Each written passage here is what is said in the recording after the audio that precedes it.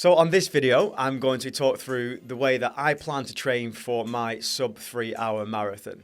I'm aiming for the London Marathon in April this year, and I have a training block from now until then to be able to get myself in shape to be able to do that. I ran 3:03 at the Chester Marathon in October, and since then I've been ticking along with just probably 25 to 30 miles a week with some weight training sessions. For that Chester Marathon, what I did was train 3 times a week with 3 10-mile runs during the week, and then with the final 6 weeks leading up to it, I increased my long runs from 16 to 18 to 20 to 22.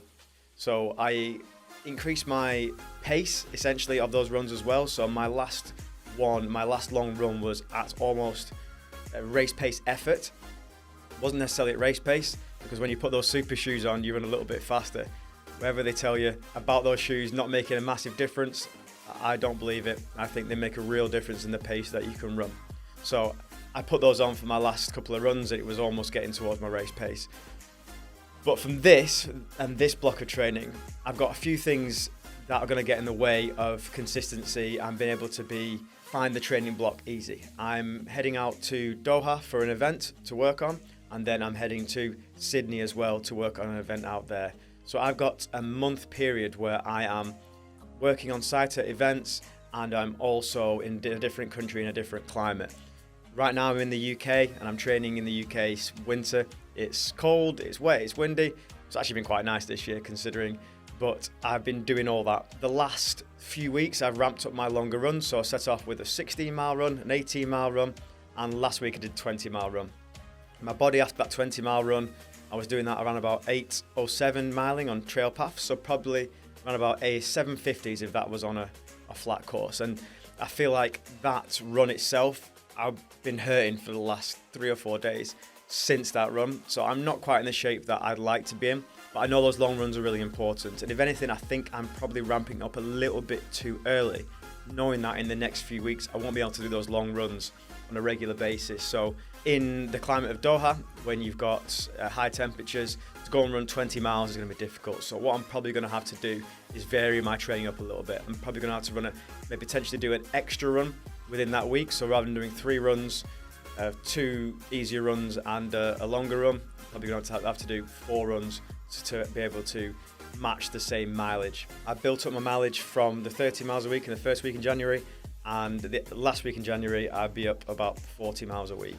I think if I can maintain that and maintain my strength training and maintain my diet, I will be in a half decent shape to be able to do that sub 3 hour marathon. Based on that, I did a 3:03 marathon in October. So the way that I'm going to try and break down that 3 runs a week is going to be 1 recovery run of 10 miles, 1 faster run. So hopefully I will jump in a run through race and do a 10k race, or I'll do a half marathon, or I'll do a 10 miler, something a bit quicker around people. I'm not competing to be winning those races. I just want to run a fast time. So more training runs than actual races for me.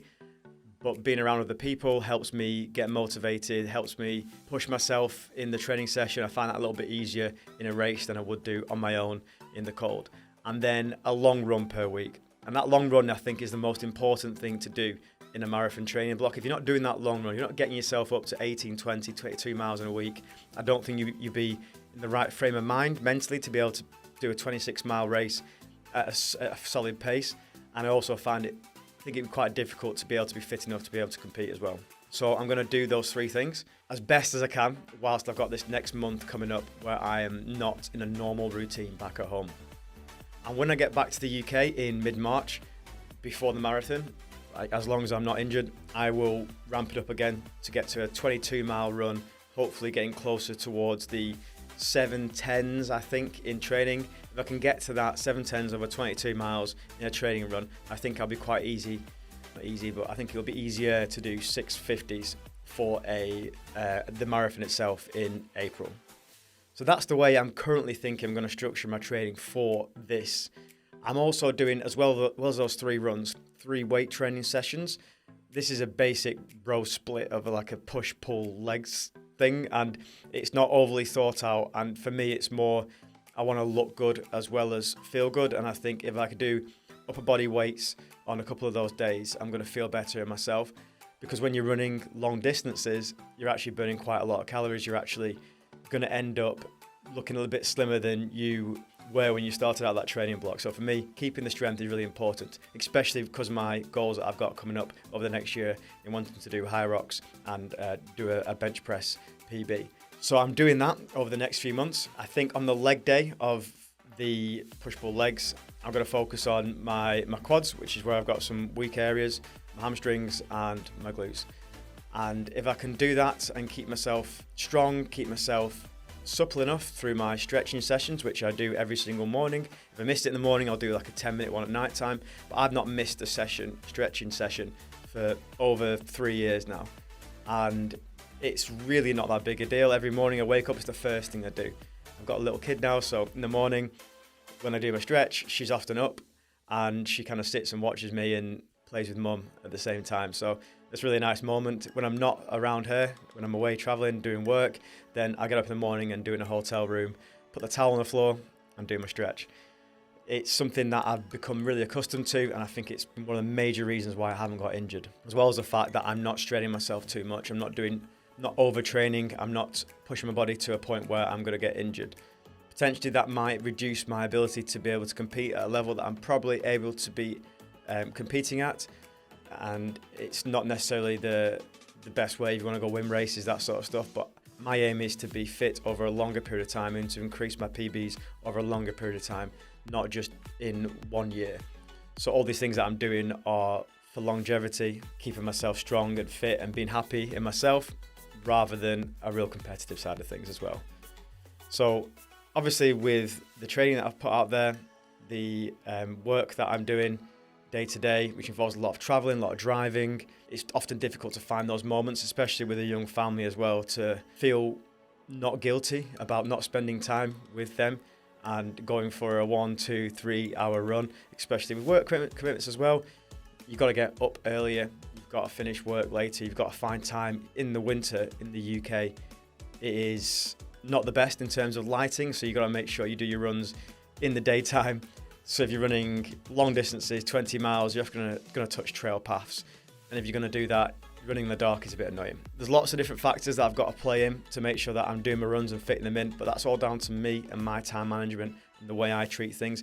Nothing to do with anyone else. It's all my responsibility to make sure I do the training to get to the marathon day and do the best I possibly can, or do everything I do as best as I possibly can. So there are a few things that I'm doing for my training, for my family, for my lifestyle, for my structure of that, and recovery as well. When I'm thinking about my sessions and thinking about my stretching, that for me is recovery.